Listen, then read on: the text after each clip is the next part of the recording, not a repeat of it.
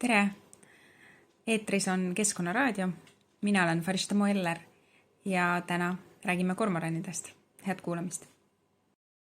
Ma arvan, et see kormorani teema on üks kõige keerulisemaid üldse inimesele või ütleme inimesele, kes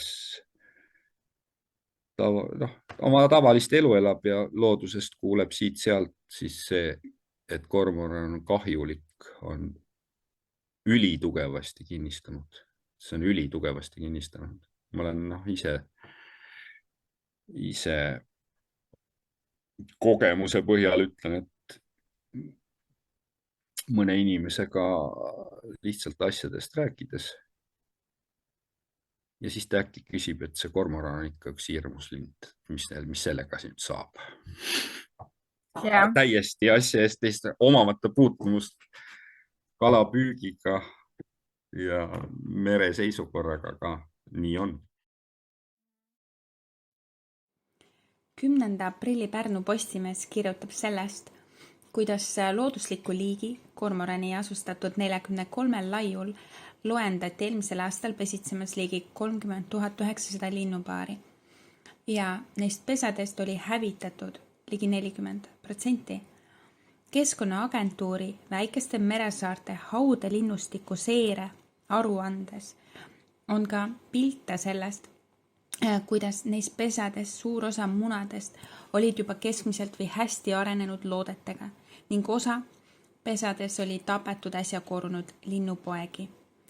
Fotodelt on näha ka seda, kuidas mõned pesad olid pärast rüüstamist pandud põlema. Looduskaitseseaduse järgi on linnupesade ja linnupoegade tahtlik hävitamine keelatud. Seirearuanne on esitatud, riik on sellest hävitustööst teadlik, aga mis saab edasi, seda ei tea. Kas menetlus on alustatud, kas on astutud samme selleks, et süüdlased tuvastada ja vastutusele võtta, see küsimus on Keskkonnaametile. Ja nüüd planeeritaksegi juba järgmist kormorani häirimist läbi selle, et Keskkonnaamet on lubanud õlitada mune ka sihtkaitsevööndites. Kui kaua on kormoranide teema üldse ornitoloogidel olnud tegelemisel? Mälu järgi ütlen, et kusagil pea paarkümmend aastat juba äkki, sest kormoranide kaitse- ja ohjamiskava, mis praegu niinimetatud kehtib, võeti vastu või kinnitati 2008 ja enne seda oli hulk arutelusid selle üle, et mis see kormorani mõju on ja mis liik ta on üldse ja kuidas temasse Eestis suhtuda. Siis vahepeal on olnud selline vaiksem periood. Jah, pärast seda või tegevuskava vastuvõtmist 4-5 aastat õlitati siin-seal mõnedel laidudel. Tulemusi ei ole siiani analüüsitud, kas mõju oli või ei olnud ja järeldusi ei ole tehtud. Siis ta mõneks aastaks nüüd rahunes, aga siis, kui aktiivsemaks läks jälle siis, kui Sindi juurde Pärnu jõele tekkis selline kormoranide toitumiskogum. Tindi kudealadele siis ilmusid Aktuaalse Kaamera klipid ja tehti väiksemaid ja suuremaid lugusid sellest. Aga kas on, sa ütlesid, et ei ole nagu analüüsitud seda, et kuidas see munade õlitamine on mõjunud, aga kas on tehtud analüüse ka, milline on kormoranide mõju tegelikult või? Keeruline, jah. Viimane ja tegelikult ainus praktiliselt toitumisuuring, et mida või keda õigemini kormoran Eestis sööb, tehti 25 aastat tagasi. Ja selle peal lastakse liugu siiani ehk öeldakse, et kormoran sööb kala. Kui kormoran on palju, siis ta sööb palju kala, järelikult on halvasti. Aga see on selline lihtsustatud lähenemine ja sellest võiks pikemalt rääkida. Mujal maailmas, ka meile lähemates riikides on vaadatud täpsemalt loomulikult ja uuringud käivad tänagi tõenäoliselt. Aga selge on see, et sõltuvalt veekogust, sõltuvalt merealast, mingist konkreetsest piirkonnast, kormorani toitumine võib olla väga erinev ja ongi kindlasti. Aga üldistatuna nii palju kui lindude, saartel, laidudel pesitsevate lindude seirajad on vaadanud, et vähemalt pesitsuse ajal kormoran praegu toitub väga suurel määral ümarmudilast, kes on 15 aasta, ütleme, viimase aasta uustulnuk Läänemeres ja võõrliik. Ja enne seda üsna suur osa kormorani toidust oli emakala, ka selline põhjaeluline, suhteliselt väikeste mõõtmetega kalaliik, kes nüüd on tugevasti taandunud ja kormorani toit väga suures osas koosneb ümarmudilast, vähemalt suveperioodil ja siis, kui nad poegi kasvatavad. Ja ümarmudil puhul, kuidas seda nagu kirjeldad, sest palju öeldakse, et kormoran teeb kalavarudele liiga, aga kui sa nimetad ümarmudilat, siis justkui ei kõla niimoodi. Noh, eks kalurid õpivad, või inimesed õpivad teda sööma ja kalurid õpivad ka toime tulema, aga kohati on ikkagi niimoodi, et proovitakse vältida teatud silmasuurusega võrgu laskmist, sest ümarmudil umistab selle ja nendega väga mõistlikku midagi peale hakata ei ole. Ta kokkuostuhind tõenäoliselt on kalaliikidest kõige madalam või seal väga-väga madalas otsas. Aga sellisele vee ökosüsteemile tal on tegelikult üsna tõhus mõju või selline üsna tugev mõju. Et hästi selgelt on näidatud seda, et ta on kivistelt põhjadelt, ta armastab kõva põhja, merepõhja, on sisuliselt ära söönud karbid, söödavad rannakarbid, see on selline sinaka kojaga ja hästi karidele ja sellistele kivistele põhjadele iseloomulik karbiliik. Et nende biomass on, ma peast ütlen 10 korda, aga ma võin eksida siia-sinna langenud.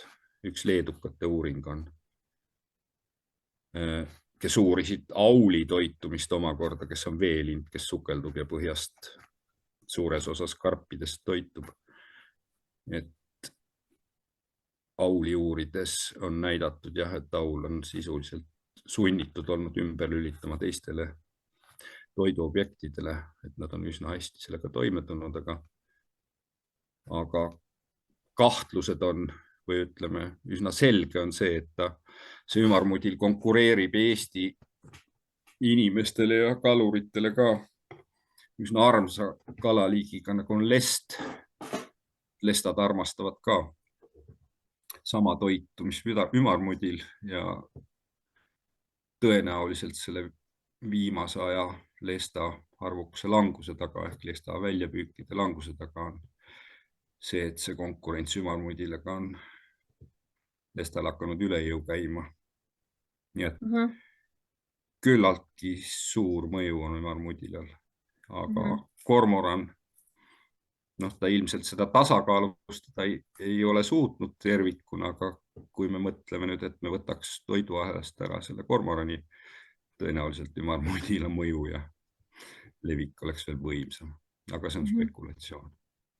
Aga miks seda uuringut siis ei tehta või kuidas siis pääseb mõjule just see teine sõnum, just kui kormoran teeks väga palju halba?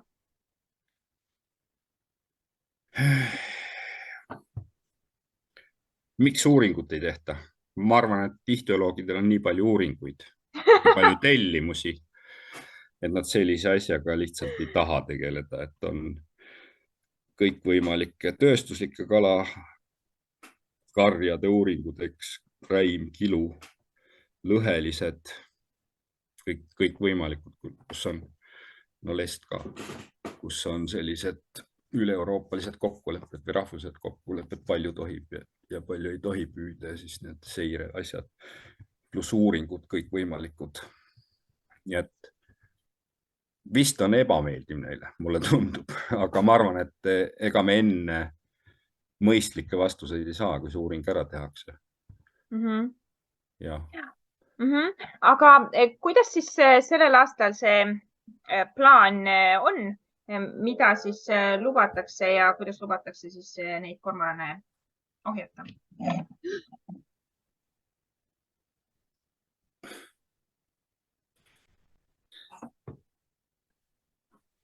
Ka üks kass magab, aga ta ei tulnud veel. Räägime selle kahes osas, et kõigepealt Keskkonnaamet andis välja nõusoleku või loa või käskkirja selleks, et tohiks Pärnu jõel neid kormorane hirmutada. Kõigile tuttav filmilõik sellest, kuidas Pärnu jõel seal Sindi tammi kohal ja seal piirkonnas on hästi palju kormorane jõe peal ja sukelduvad kalade järgi. Et seal lubati kasutada paugutamist ja lubati kasutada lasereid ja mitte letaalselt ehk mitte surmavalt neid sealt ära ajada siis üsna pikal jõelõigul. Selle vastu ornitoloogiaühing ei olnud selles mõttes, et see ei ole väga traagiline. Aga kas sellel puhul näiteks, kui me mõtleme nüüd rahulikult järgi,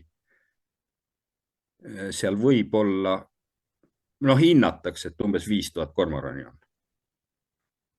Nad viibivad ainult siis, kui tint koeb seal. Sealt liiguvad läbi ka vimmad, eks ole. Et see on paar nädalat, võib-olla 20 päeva. Nii, teeme väikse arvutuse, kormoran sööb pool kilo päevas umbes, 405 kala süüa küll, sööb pool kilo. 5000 kormorani söövad 2,5 tonni päevas. Nii, nad on seal, ütleme, 20 päeva, palju me saame? 50 tonni.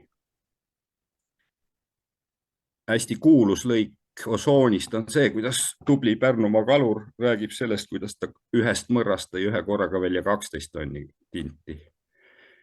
Ja kui Keskkonnaagent või amet, järelevalve poole inspektsioon eelmisel aastal vist hoiatas kalureid, et nad hakkavad tähelepanelikumalt vaatama Pärnu jõe suuet, kui palju seal mõrdasid on, kui tihedalt need on ja kas kala üldse nagu mõistlikult läbi pääseb sealt.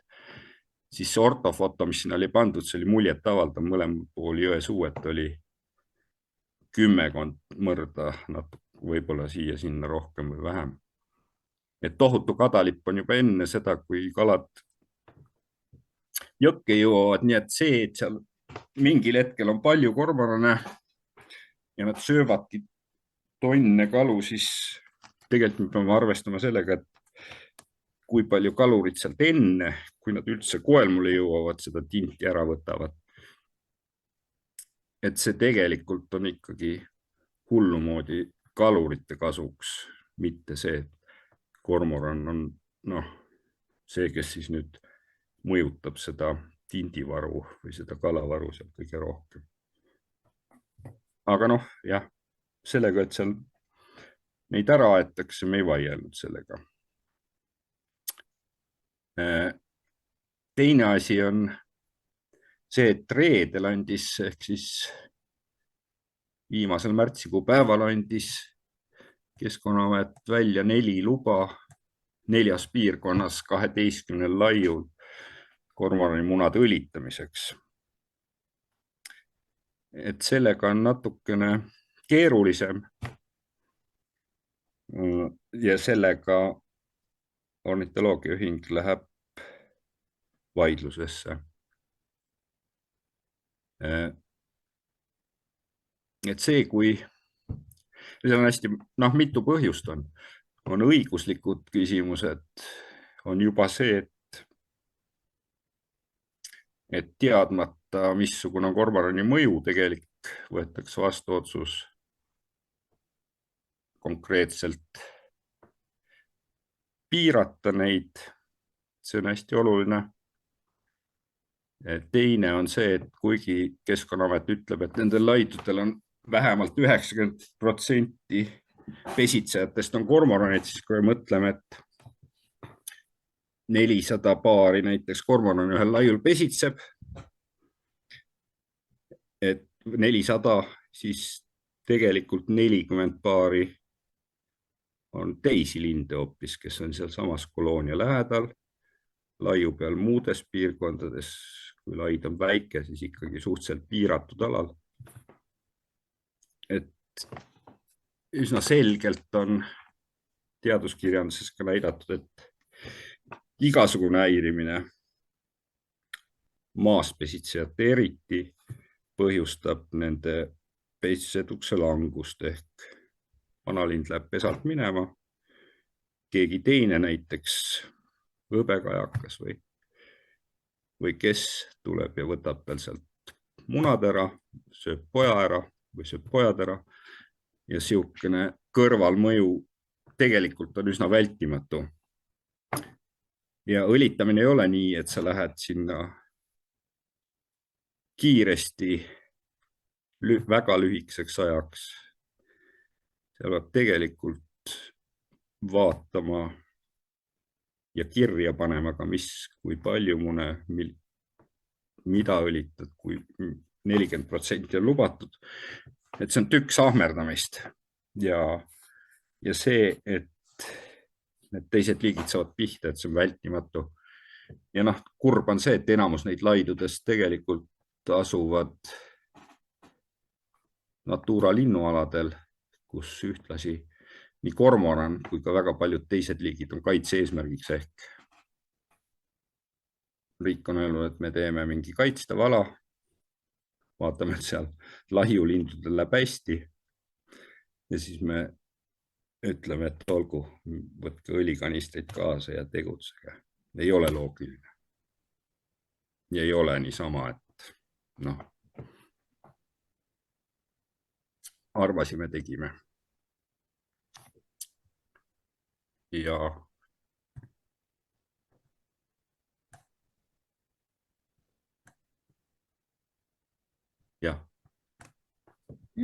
Aga mis need põhjendused on seal mingisugune põhjendus ka, miks need load välja anti Keskkonnaameti poolt? Põhjendus on see, et kalurid esitasid taotlused kalanduspiirkondade, neil on sellised MTÜ-d, et need soovisid. Kaalutleti ja otsustati. Ma lugesin eelmise aasta seire aruannet, mis on ka erinevatel laidudel, siis kuidas need linnud on pesitsenud ja seal oli kirjeldatud, kui palju kormorani pesi oli ära hävitatud inimese poolt ja isegi mingid pesad olid põlema pandud. Kas kuidagi see on ka mingi mõjutus või kuidagi nagu läbi käinud, et okei, et inimesed käituvad niimoodi, et anname siis loa, et äkki nad siis enam ei käitu? Meie ütlesime, et teeme kõigepealt selle korda, et järgitaks seadusi nii, nagu nad on. Ja siis vaatame edasi. Seda võib ühte või teistpidi vaadata, aga ma arvan, et see sisuliselt, kui nüüd osadele antakse, siis tegelikult ka teised vaatavad, et see on igati mõistlik tegevus, kui riik annab. Et me teeme ka, kuigi meil seda luba ei ole, aga ta on tegelikult heaks kiidetud ja igati aktsepteeritav. Aga see ülepüüki ju ikka aeg-ajalt mainitakse, kuigi mitte liiga tihti, et sellest peaks nagu rohkem rääkima, aga kas nendes arutelud, sa mainisid ka, et seal on nii palju neid mõrdasid ees, et kas see üldse kuidagi mitte mingiks argumendiks nagu ei tule, et aga kalamehed ju püüavad lihtsalt üle kalad ja seetõttu on kalu vähem, et ei tasuks kormorane nagu süüdistada?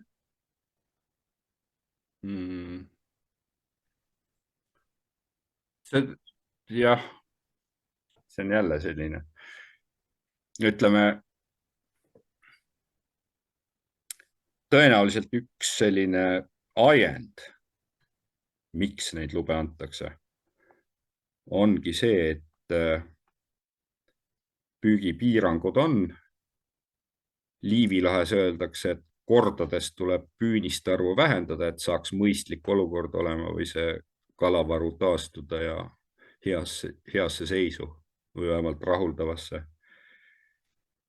Et noh, et me kalureid piirame, et me teeme siis midagi ka sellist, mis neile meeldib ehk et kas või näilist, aga et siis me oleme teiselt poolt ka piiranud midagi, ehk siis kormorani. Justkui võrdsus, jah. Just, et ta mängib sedapidi, jah. Kormorani koosolek oli üks, kus arutati teemat ja siis Keskkonnaagentuur näitas hästi selgelt. Väide on see, eks, et kui kormoran läheb laiu peale, siis kõik enam-vähem suurem osa teisi linde kolib minema ehk et need ei pesitse enam seal. Keskkonnaagentuur, kes riikliku seire andmeid koondab ja analüüsib, näitas hästi selgelt, et tegelikult seda seost ei ole ja pigem kormorani laidudel on linnustik rikkalikum ja sellist mõju teistele linnuliikidele kindlasti ei ole. Aga see taimestiku värk on ka kahe otsaga. Surnud puud on hirmus vaadata küll, kui kuskil on laiu peal. Merelaidudel meil puid ei ole, eks ole. Kadaklaid on selline Käinalahes, kus on, ma arvan, et sanglepa tukakene või midagi, seal tõesti mõned puud surevad ära.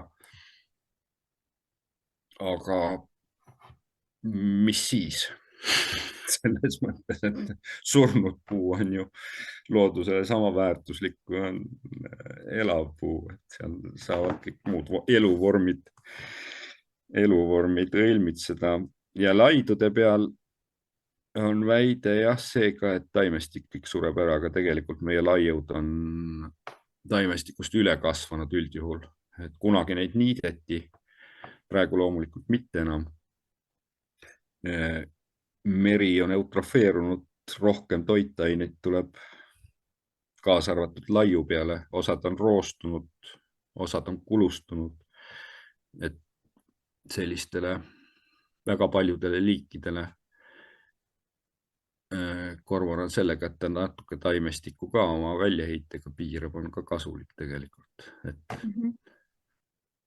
Ühesõnaga ühtegi põhjust teda vaenata ei ole peale selle, et tahaks ennast kuskil justkui välja elada. Et ta sööb kala. Kui palju Eestis kormorane elab ja millal nad üldse Eesti aladele on tulnud? Eelmise aasta seire andmete põhjal on siis Eestis 33 613 paari, pesitsevat paari kormorane. Ja see on siis jah, aastate jooksul kasvanud. Millal täpselt kormoran Eestisse jõudis, tegelikult väga täpselt vist ei olegi teada, aga pesitsemist või esimene pesitsemine vist registreeriti teadaolevalt 1983 siis jah, Soome lahel. Ja siis jah, oli ta ka 79. aastal oli ta, lisati siis kormoran ka linnudirektiivi esimesse lisasse, nii et ta oli ka Euroopas range kaitse all. Aga siis ühelt poolt kindlasti tänu sellele kaitsele, aga siin on ka erinevad allikad, siis toovad siin ka erinevaid põhjusi välja, et kindlasti ka Läänemere enda seisundi parandamine, siis ja kormorani pesitsusolude paranemine või head pesitsusolud siis viisid selle arvukuse üles. Nii et 97. aastal omakorda siis võeti ta sealt direktiivi esimesest lisast välja, nii et see vist, ma isegi ei tea, et kas see ongi ainus pretsedent, kus üks liik on sealt rangema kaitse alt just esimesest lisast linnudirektiivist välja arvatud. Nii et Aga tal... jah, et siis on jah niimoodi, et ühesõnaga, et ta on näiteks siin, eks ole, et 2011. aastal oli neid pesitsevaid paare Eestis, eks ole, kui selle algse küsimuse juurde tagasi tulla, 2011 oli pesitsevaid paare 13 700 ja siis tänaseks on ta siis 33 000 ja natukene peale. Siis oli 13 000 pesitsevat paari, aga need 33 000, see on siis nagu üldarvukus, on ju? Ei, see on ka pesitsevad paarid. Okay. Siin on me räägime ikkagi pesitsevatest paaridest, et need andmed oleks võrreldavad, et kui palju nüüd kormorane, kui palju linde endid on, et siin seda väga täpselt ei olegi, väga täpselt hinnangut ei ole, et siin saab seda arvutada, et kui paare on 33, just pesitsevaid paare 33 600, et siis vähemalt 2 tükki on kindlasti paaris ja siis neid järeltulijaid, kui ta keskmiselt muneb kuskil 3 kuni 4 muna, et seal on kindlasti ka suremus, et ikkagi jah, kas siis 3 või 4 või siin on jah erinevad seisukohad ka, et kellele, kes mis nurga alt sellele kormoranile vaatab, et need, kes tahavad rohkem kaitsta kalu ja kalavarusid, et need kindlasti korrutavad selle numbri suurema arvuga ja kes võib-olla jah, vaatavad rohkem, peavad lindude heaolu silmas, siis jälle väiksemaga, nii et aga kindlasti jah, see 100 000 või isegi suurem võib see üldine kormoranide arvukus Eestis olla. Et sõltub ka siis, eks ole, millal lugeda, et kas enne või pärast pesitsust. Kormoran on ka seal jahiulukite nimekirjas, et kas teda jahitakse ka Eestis? Ja, ta on, kormorani jaht on täiesti seadusepärane, aga siis jah, sügisel teda jahitakse, aga see kütitavate lindude hulk ei ole suur, et ta on siin kuskil circa 700 või natukene alla on aastas. Et see on jah, siin ka üks meede, millest on siis räägitud ja ka räägitakse, eks ole, seoses selle võimalikul arvukuse piiramisega, aga jahi osas jah, siin on arvestatud, et siin peaks siis võib-olla 10-15 korda rohkem neid küttima.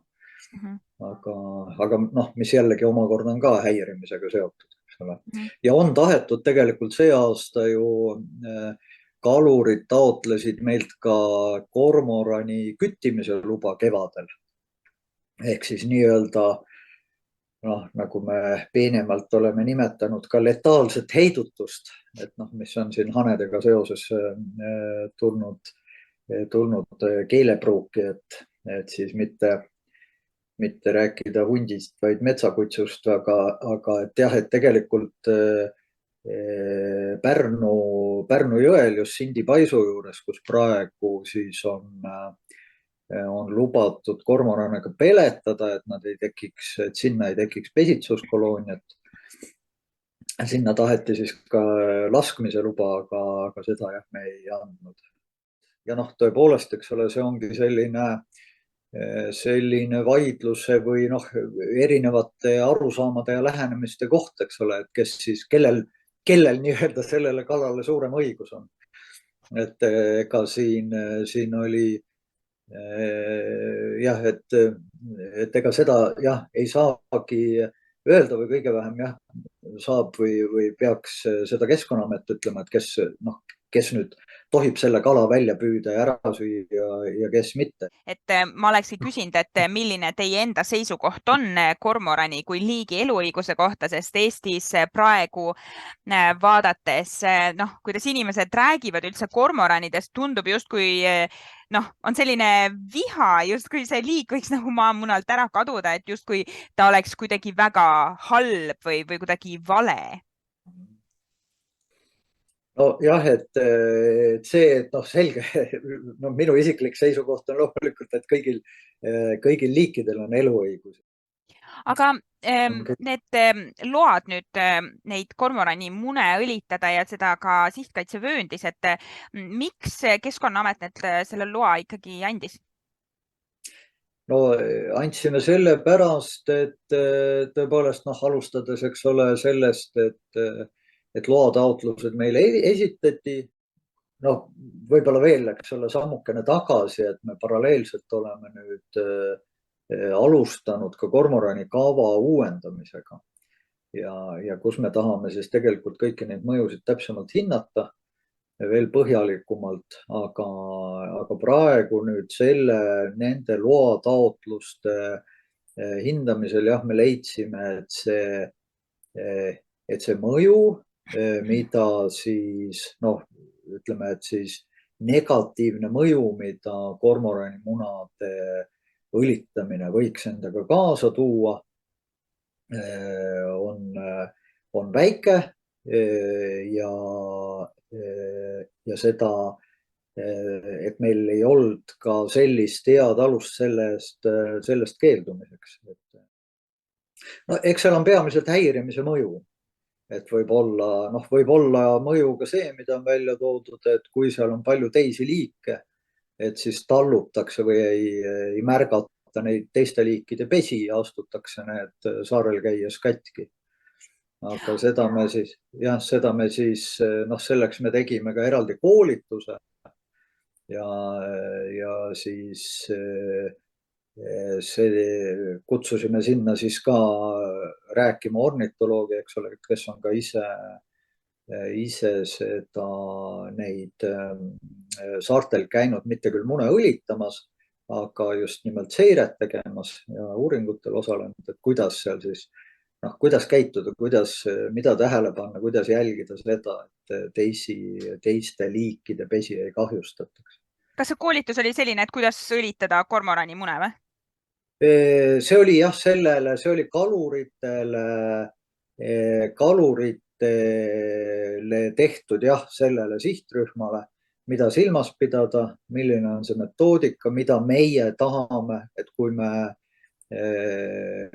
eks ole, selle loa alusel seda tegevust lubame, et siis millised on need nõuded, millised on tingimused, noh jah, koolitus või me rääkisime ka sellest praktilisest poolest jah, et just, et kuidas seal olla, ühelt poolt, eks ole, millised on nii-öelda need formaalsed aruandluse nõuded, aga kuidas ka praktiliselt siis seal saare peal tõesti või laiu peal käituda. Ja siis olid ornitoloogid, kes selgitasid, kuidas mune õlitada, saan ma õigesti aru? Või seda? Seal oli jah, noh, seda jah, just seda poolt, eks ole, et mida tähele panna selles olukorras või mitte selles olukorras, noh, ühesõnaga, et mida seal saare peal tähele panna selleks, et vältida teiste liikide ja tegelikult noh, ka kormorani pesade kahjustamist, eks sedasama tallamist, et me lubame ikkagi õlitamist, aga me kindlasti ei luba ja ei tolereeri seda, et neid pesi hävitatakse või ka mune hävitatakse. Aga nüüd ometi ornitoloogid kaebasid kohtusse selle munade õlitamise loa? Ja see oli ornitoloogia ühing tõepoolest kaebas selle. Aga kuidas sellega on, et kui on sihtkaitsevöönd, siis justkui loodus, noh, inimene on nii palju maailmast nagu omale võtnud ja siis nüüd on looduskaitsealad ja noh, need piiranguvööndid on nagunii majandatavad inimese poolt, et nüüd, kui on sihtkaitsevöönd, kuhu justkui loodus oleks nagu noh, peitu pugenud ja kui inimene isegi seal hakkab mingit osa loodusest nagu hävitama või mitte laskma areneda, siis kuidas see teie meelest nagu põhjendatud on, et kuhu see loodus siis minema peaks? ega loodus ei saagi kuskile minna, kuhu mujale kui sinna, kus ta on. Aga sihtkaitsevööndis on tõesti jah, on need siis sihtkaitsevööndid on need osad, kus meil on neid erinevaid, eks ole, et kus üldjuhul või ongi sihtkaitsevööndites on majandustegevus keelatud ja siis paljudes või enamuses sihtkaitsevööndites ka mingil ajal liikumine, aga seal on siis võimalik ka teha erandeid ja seda erandit me siis olemegi kaalunud. Et see nii-öelda kaitse korraldamiseks või kaitseala valitsemiseks vajalikud tegevused on siis üks põhjus, miks seda erandit saab kaaluda. Ja siin on ka siis linnudirektiivist tulenev erandi võimalus, eks ole, nende lindude nii-öelda häirimiseks, eks ole, või ka siis munade just eriti pesitsusaegseks häirimiseks tuleneb siis sellest, et kui on oht, siis eks ole, kalavarudele ja kalavarude kaitseks on võimalik seda erandit teha. See on üks põhjus. Ja ometi te mainisite, et inimesed põhimõtteliselt püüavad ka ju kala, et kas siis samamoodi kalavarude kaitseks võiks siis kuidagi inimeste arvukust piirata või kuidas see nagu loogiline on, kuidas ühel liigil on rohkem õigust olemas olla? No just teie mõistes, sellepärast, et te olete Keskkonnaamet. See on natukene laiem küsimus, mida jah, et kui inimesi on üle 7 miljardi praegu, et jah, ma arvan, et võib-olla seda inimese arvukuse reguleerimise teema võib-olla jah, ei ole minu pädevus, et seda loomulikult, eks ole, et inimene, mida rohkem teda on, üks liik, et ta hakkab mõjutama. Aga mis puudutab nüüd konkreetselt seda mõju kalavarule, siis tegelikult üks selle kalurite sellise võib-olla frustratsiooni põhjus ongi olnud see, et kalapüügile on läbi aegade hästi palju piiranguid seatud ja seatakse neid pidevalt ja see on see, et miks vähemalt mis on olnud, eks ole, üks nende etteheide ka, et kõik need piirangud tuleb nagu kaluritel taluda, aga samal ajal, eks ole, on siin üks nende konkurent, kes kindlasti ka mõjutab kalavaru, eks ole, et nendega ei võeta midagi ette. Kuigi tegelikult, eks ole, on juba väga pikka aega ka kormorani kaitse ohjamiskava, mis kõiki selliseid tegevusi ka on ette näinud. Aga kas on mingi analüüs või uuring, mis nagu seda põhjendab, sest ma olen aru saanud, et tegelikult ei ole kuskil nagu konkreetset analüüsi, mis ütleks, kui palju kormoranid kalavarusid mõjutavad, mida nad täpselt siis söövad, et see justkui see analüüs on tegelikult tegemata ja väga palju on oletustel ja teine asi, et kalameestelt on hästi suur surve, kormoranid ei saa teie juurde tulla survet avaldama, et kas see otsus neid mune õlitada lasta on siis lihtsalt nagu kalameestele lohutuseks, et kannatage ära, et minge ja natuke vähendage siis neid linde ja seda sihtkaitsevööndis, just see on see nagu päris hull küsimus.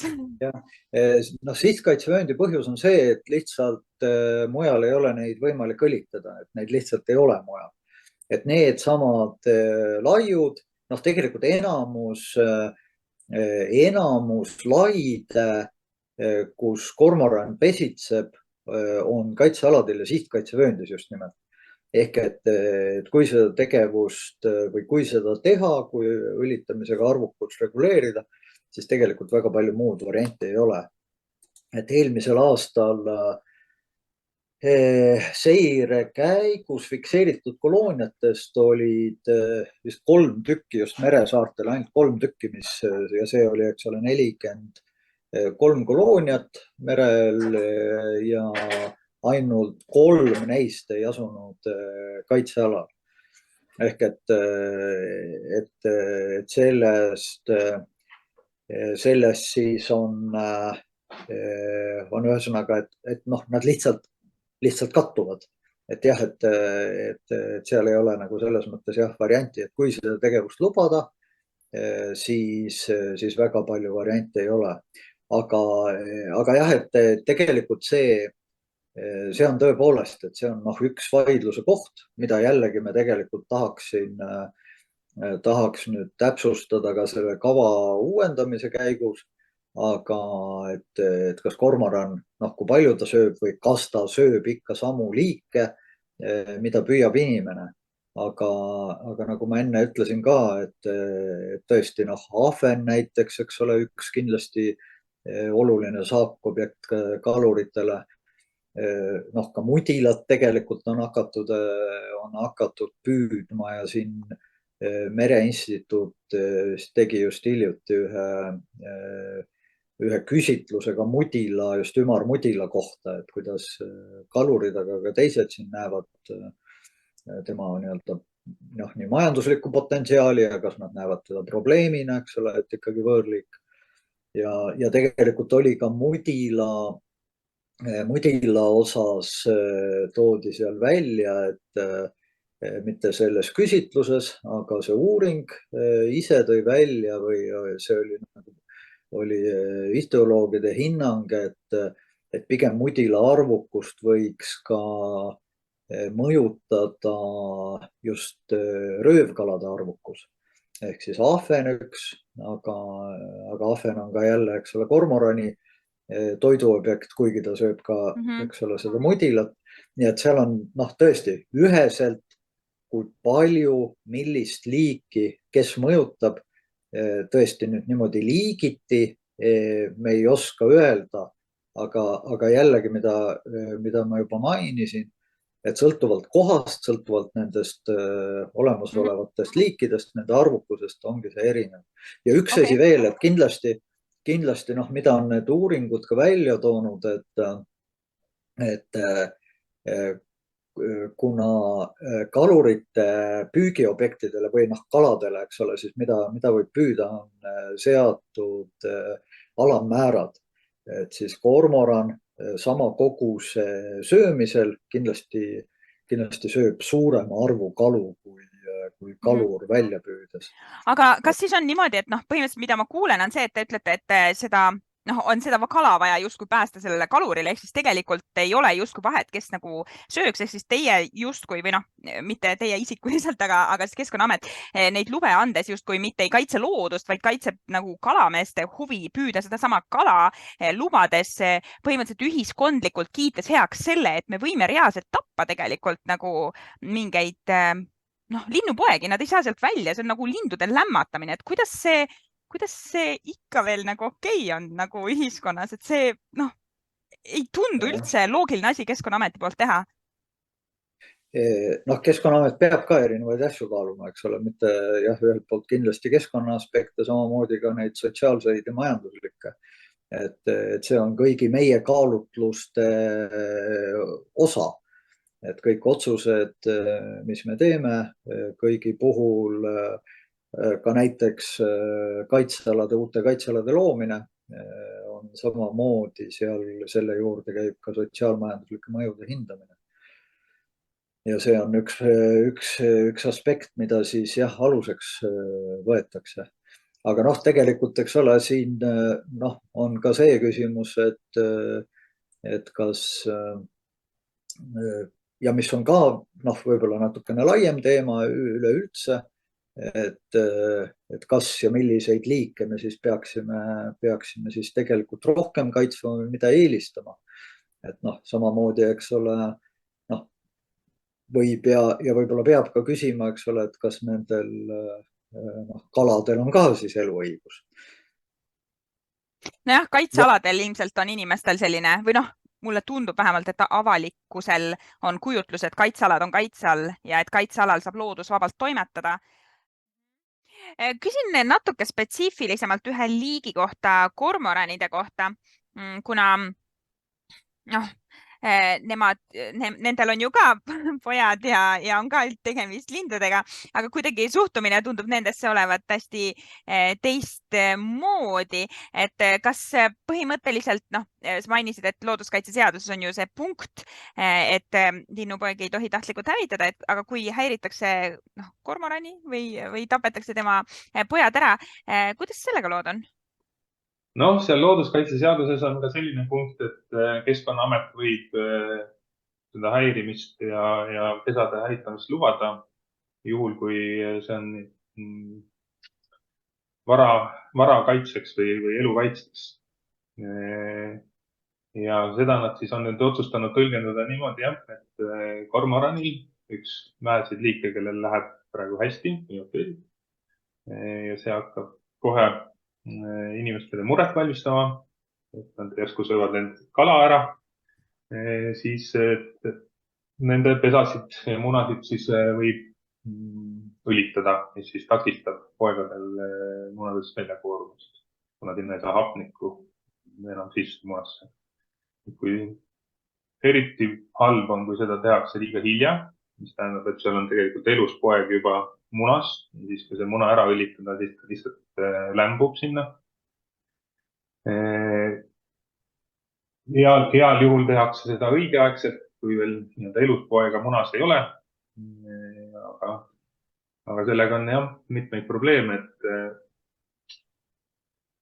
alustada võiks muidugi sellest, et me tegelikult ei tea, kui palju kormoranid meil kala üldse ära söövad ja mis liiki kala nad ära söövad. Et Läänemeres on väga suurelt levima hakanud ümarmudil ja kui seal kormoranide kolooniates ringi vaadata, siis seal on praktiliselt ainult ümarmudila jäänused. Ehk siis tegelikult võib-olla kormoran teeb meile hoopis teenet ja hävitab võõrliiki ümarmudilat, kes näiteks toitub ka muude kalade marjadest. Et kuna ühtegi sihukest tänapäevast teadusuuringut Eestis tehtud ei ole, mida need kormoranid söövad, siis me tegelikult ei tea ka, kas nad mõjuvad siis nendele kaladele, mida me püüda tahame halvasti või mitte. Aga igaks juhuks siis hakkame kohe hävitama.